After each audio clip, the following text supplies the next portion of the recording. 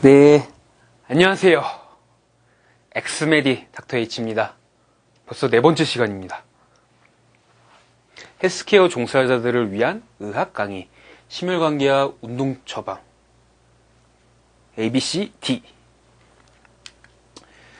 목차는 또 다음과 같아요. 인트로, 헌팅, 넥스트.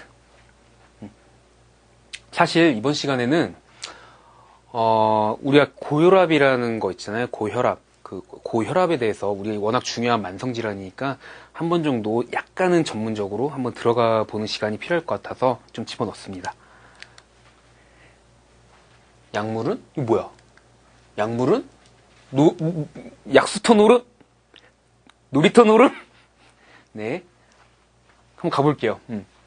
이거 뭐야? 배 아파. 배 아픈 상황인데요.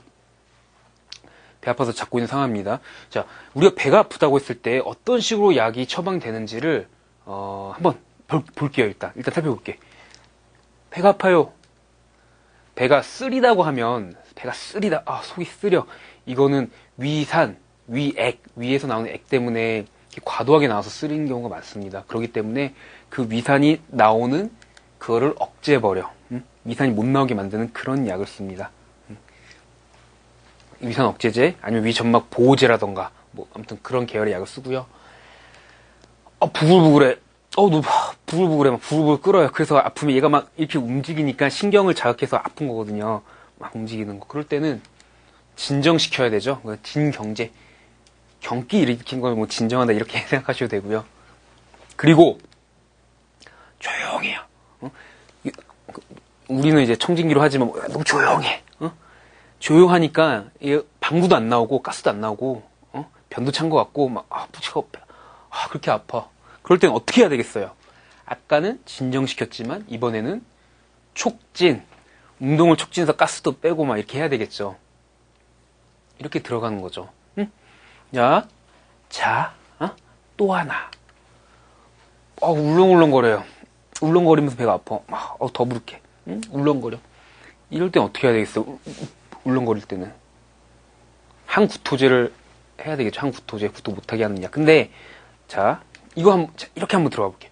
장운동 촉진제라는 거예요. 결국 그것도 장운동 촉진제. 그럼 얘는 뭐고 얘는 뭐야? 봐요. 식도, 위, 12장 이렇게 가다가 대장 이렇게 나와요. 이게 이렇게 편의상 여기 항문 이렇게 간다고 봤을 때 이게 위인데 내가 여기가 막 안 움직여서 정체돼 있거나 여기가 그런 거는 장 운동을 촉진한단 말이야 우리가. 그래서 좀 가스도 빼주고 이렇게 빼주는 건데 위에 뭔가 정체해서 이렇게 자꾸 토 나올 거고 울렁울렁 거리는 거야. 안 내려가니까. 그럴 때는 자, 아까는 여기서 썼던 얘들은 여기서 썼던 거는 여기에 있는 뭐다? 수용체, 약이 들어가서 여기 달라붙어서 얘를 막 일을 하게 해주고, 울렁울렁거릴 때는 일로 들어가서 여기 딱 달라붙어서 얘를 밑으로 내려주는 거죠. 위를 해서. 뭐냐면 결국 수용체가 붙는 장소. 사실 이 수용체와 이 수용체는 화학적으로 복잡한 그런 말들도 많이 달라요. 그렇단 말이야. 여기 달라붙었을 때는 여기는 좀 잡아주면서 얘를 막 이렇게 하는 거고, 이렇게 짜줘서 내려가게 하는 거고, 결국 약이라는 건 들어가서 어디에 붙냐. 왜 달라붙어야지 신호를 줘서 걔를 일을 시키니까. 그런 겁니다. 그거를 설명하기에 똑같이 넣었는데, 결국 약물은 놀이터? 약수터가 아니라, 이거 뭐야? 리셉터. 약물은 리셉터 노름이다. 이런 식으로, 이런 걸 한 번쯤 듣고 넘어가시고요. 혈압약도 뭐겠어요, 결국. 혈압약, 고혈압 약도 결국 리셉터겠죠. 어디 붙어서 얘를 작용을 이렇게 하는 거. 그러니까 재밌는 거는 똑같은 약이라도, 똑같은 약, 똑같은 성분이라도 어디 리셉터에 달라붙냐에 따라서 작용하는 게 다르다는 거예요. 그러니까 부작용이 생기는 거야. 여기 이 리셉터가 뇌에도 있어. 이런 리셉터 뇌에도 있단 말이야, 뇌에도 있어요. 이 뇌에 달라붙으면 또 여기 리셉터는 달라붙는다고 또 다른 역할을 할 수 있잖아요. 그러니까 우리가 부작용이니 뭐니 이런 것도 생길 수 있는 거예요. 자, 들어만 두시고 리셉터. 이건 혈압약. 진통제, 스테로이드 이런 것들이 인슐린 이런 것들이 각각에 맞는 리셉터를 찾아 들어가서 딱 붙으면 그게 우리가 영향을 미쳐서 한다, 바꾼다. 이걸 한번 듣고 넘어가시고 그 다음 자 본론 시작해 보도록 하겠습니다. 첫째, 이거 우리 앞 시간에 보셨죠? 그겁니다. 혈압 생리 어떻게 혈압을 조절해? 우리가 혈압을 이렇게 조절하냐 이건데 우리가 압력을 보려고 우리 앞 시간에 어떻게 판단을 한 거예요? 압력이 심박출량이 높을수록 1회 박출량이 높을수록 혈액량이 많으면 높아져. 힘 수축을 세게 하면 높아져. 심장 박동수 할수록 높아져. 그러니까 얘가 갑자기 출혈로 빵 빠지면 얘가 난리가 나. 혈압 떨어져. 반대로 출혈이 있으면 떨어져. 그리고 부정맥 수축이 막 불규칙해. 그러면 또 막 혈압 떨어져서 쇼크. 심장 박동수 떨어지면 그러니까 아니면 뭐 이런 것들에 의해서 심장 박동수 늘어났다가 심장이 지치면 다시 떨어져. 그럼 또 가겠죠.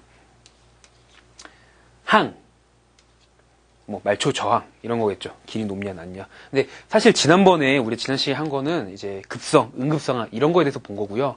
이번 시간에는 자 만성 질환으로서의 고혈압을 생각해 보도록 하겠습니다. 만성 질환. 그런 것도 똑같은 원리에 의한 거지만요. 이 판단하는 얘네들, 요 녀석들, 이거 연수, 가려져 있어. 얘 가렸어. 혈관으로 중추, 심장중추. 이런 것들이 만성적으로 변형되어 있는 그 상황 자체를 생각해보고, 왜 그런지 보고, 그게 왜 위험한지 보는 거죠.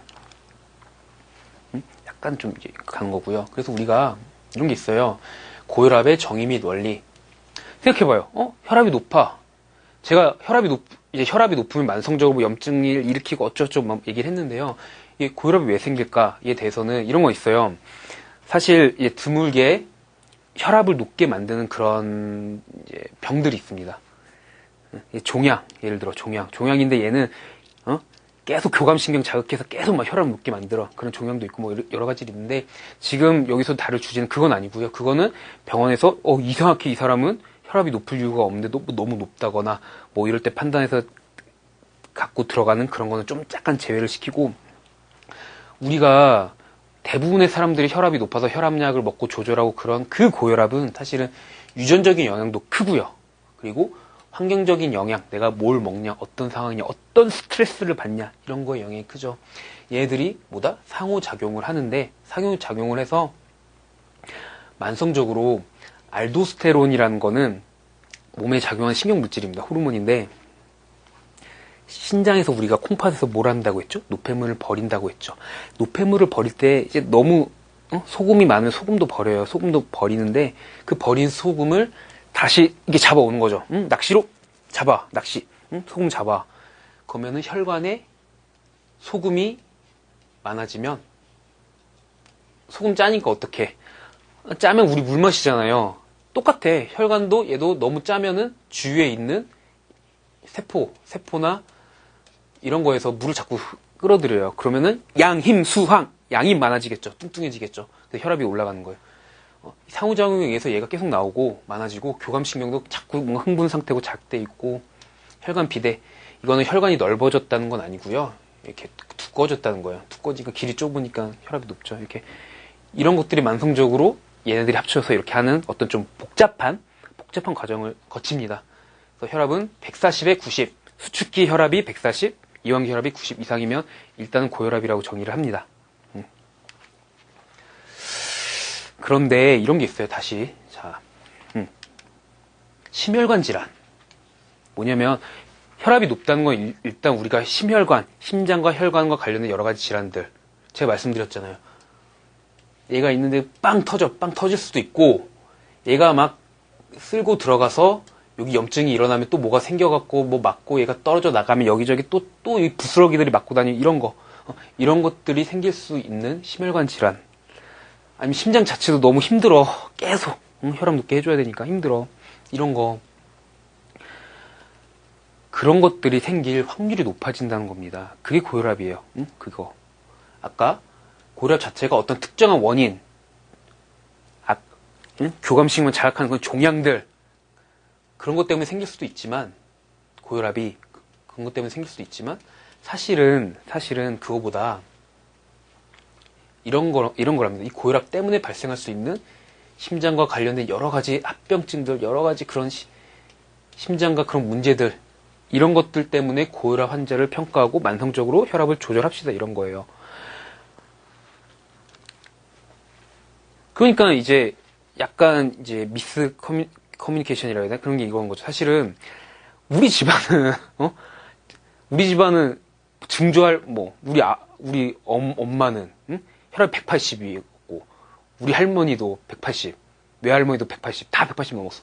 다 100세 넘게 살았어.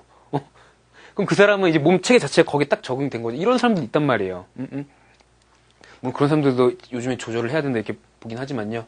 네. 어쨌든 그런 요소인데 우리가 왜 이거를 평가를 해서 이렇게 조절을 해야 되냐면 이런 원리입니다. 심혈관 질환을 예방하기 위해서. 그러면 혈압 높은 거 말고 어떤 위험 요소가 있을까? 동반된 거.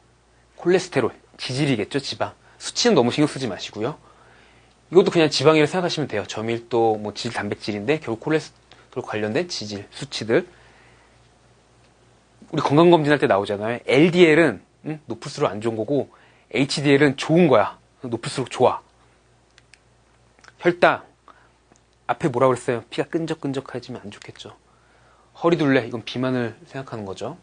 120 이상. 그리고 피지컬 인액티비티. 운동을 안 하는 거. 관련된 생활습관과 관련된 거겠죠. 허리두나 얘네들도 다 비만하다는 거는 이 혈관에 기름기가 낀다는 거잖아요. 다 안 좋은 거죠. 당뇨. 강력합니다. 강력한 위험 요소예요. 가족력은 뭘 말하냐면 심장 때문에 관상놈에 저번에 막힌 거, 뇌졸중 이런 거를 가족분들이 이제 있는 사람들이 있냐, 유전적 요인과 관련된 거겠죠. 근데 이겁니다. 솔직히 이제 나이가 많으면 그 위험 요소들이 높아지잖아요. 당연히 혈관도 계속 쓰니까. 그런데 55세 전에 아버지가 55세 전에 어머니가 60세 전에 그런 게 겪었어. 그러면 이 사람은 특별히 유전적으로 이런 위험 요소가 높다. 이렇게 판단을 하는 거고요. 이걸 왜 하겠습니까? 약물 치료를 그러면 빨리 시작해버리는 거죠. 어떻게 약물 치료 들어가자 이렇게 되는 거죠. 혈압 높은 분 가지고 약을 함부로 먹어야 되나요? 이렇게 하는데 그게 아니라 이런 분들은 위험 요소가 더 높다고 보고 들어가는 겁니다. 그러니까 이게 이제 그런 판단에 의해서 여러 가지 의사의 판단에 의해서 이렇게 진행을 하는 거고요. 그래서 우리가 고혈압 환자는 다시 혈압이 높은 사람은 여러 가지 뭔가 당뇨라던가 가족력, 유전적인 요소, 이건 유전적인 요소나 당뇨나 아니면 허리둘레, 비만, 이거 유전적인 환경적 요소들을 종합적으로 고려를 해서 우리가 약물 치료를 한다는 거고요. 자, 그래서 약물 치료는 우리 앞에서 했던 것들을 지금까지 강의를 잘 들었다면 바로 이해할 수 있습니다. 이거는 다이우레틱스는 이뇨제예요. 혈압은 뭐다? 양힘수환. 그럼 이거 뭐겠어? 양이겠죠. 물을 좀 빼줘야 돼. 그리고 얘네하고 얘네도 결국은 소금을 잘 이렇게 재흡수 못하게 해서 또 물을 빼주는 역할을 하는 그런 거라 생각하시면 되고요. 얘는 블럭이야. 막아. 뭐야? 베타블럭. 이거는 아까보다 리셉터. 심장 자체 작용하는 교감신경 리셉터를 좀 막아주는 거예요. 그러니까 막으면은 이렇게 되는 거 좀 멈출 거 아니에요. 그런 원리고. 이것도 블럭인데 이거는 칼슘을 블럭하는 겁니다. 우리가 전기 신호잖아요. 다 근육이 수축하는 게. 그 전기 신호는 뭐냐? 전기가 뭐야? 플러스 마이너스 이거 아니에요. 뭔가 칼슘 플러스, 이 플러스. 그 플러스에 의해서 얘가 수축하고 이런 건데 얘를 막아주면 얘가 좀 덜 수축하겠죠. 이렇게 만들어주는 겁니다. 그래서 이제 약물 치료도 있지만 아까 계속 제가 지금 말하고 싶은 게 뭡니까? 유전적인 것도 있고 환경적인 것도 있고 마찬가지로 약도 있고 그리고 생활습관 교정. 아까 위험 요소들이 다 생활습관 교정과 관련된 거였잖아요. 체중 감량하라. 금연. 담배 왜 위험하냐면 담배도 다 혈관을 안 좋게 만드는 겁니다. 그래서 금연하는 게. 그래서 우리가 뭔가 심장 수술을 하던 뭘 하던 혈관에 뭘 했으면 금연은 완전 필수적인 거예요. 이제 안전벨트가 없는 거야. 누구는 혈관이 이렇게 좀 안 좋아져도 이렇게 오는데, 그 혈관에 한번 문제가 생겼으면 안전벨트가 없으니까 좀 문제 생기면 확 튀어나가는 거란 말이에요. 스트레스 줄이자. 식이요법. 육류도 줄이고, 지방 줄이고, 과일 많이 먹고, 과일 야채 많이 먹고, 당 적게 섭취하고, 합성, 감미료 적게 섭취하고, 소금. 소금 짜게 먹으면, 그쵸? 소금이 많아지면 아까 계속 흡수하잖아요. 소금 적게 먹고 이렇게 하자. 술 많이 마시지 말자. 이런 것들이 들어가는 겁니다. 이제 한 가지 말씀드리면 체중 감량을 위한 식이요법에서 이제 최근에는 이제 구성 성분도 중요하지만 옛날에 뭐 탄수화물이 뭐 단백질 많이 먹어 이렇게 하는데 그것도 이제 경험적으로 맞다고 하지만 최신 연구들에서는 칼로리 자체를 제한하는 걸 가장 많이 얘기를 해요. 이제는 뭘 먹든지 간에 칼로리를 제한을 하는 것 그 자체가 중요하다. 이렇게 얘기를 하는데요. 그건 다른 얘기고 그러니까 이런 식으로 가는 영역도 오히려 약보다 이런 것들이 더 중요할 수도 있겠죠. 그렇다고 또 약을 무시할 수는 없겠고 그렇게 판단을 하는 겁니다. 넌 한쪽이 다가 아니에요. 자, 정리하겠습니다. 고혈압은 일단 특별한 질환이 없는지를 확인한다. 그쵸? 혈압 자체가 생활습관과 뭐 여러 가지 이런 거에 의한 원인일 수도 있지만 진짜 무시무시한 종양이라던가 뭐 다른 원인일 수 있다는 거죠. 우리가 지금 여기서 다뤘던 건 뭐다? 죄송합니다. 유전적, 환경적인 영향이 미쳐져서 만성 고혈압을 만드는데 이게 왜 위험하냐? 심장, 혈관 이쪽에 문제가 생길 수도 있다. 그러니까 그런 요소들, 아까 비만이니 뭐 그런 요소들, 그리고 제가 강조하고 싶은 거 당뇨, 피가 끈적끈적해지잖아요. 이 앞 강의들과 계속 연결이 되죠. 네, 이렇게 가는 거고 약물치료의 원리, 리셉터라는 거 생각을 하면은 조금 이해하기가 쉽고요. 그래서 어느 한쪽만 되는 게 아니라 생활습관 교정과 약물치료가 동시에 일어난다. 근데 경험적으로 이제 요즘 점점 트렌드가 어떻게 가요? 생활습관 교정이 더 중요하다는 쪽으로 가고 있죠. 근본적인 원인을 하고 지켜줘야지. 그래야지 일단 삶의 질이 좋아지고 뭐 이렇게 가고 있습니다. 자, 심혈관계 넥스트 마지막 이제 헌팅 2 시간에 뵙도록 할게요. 감사합니다.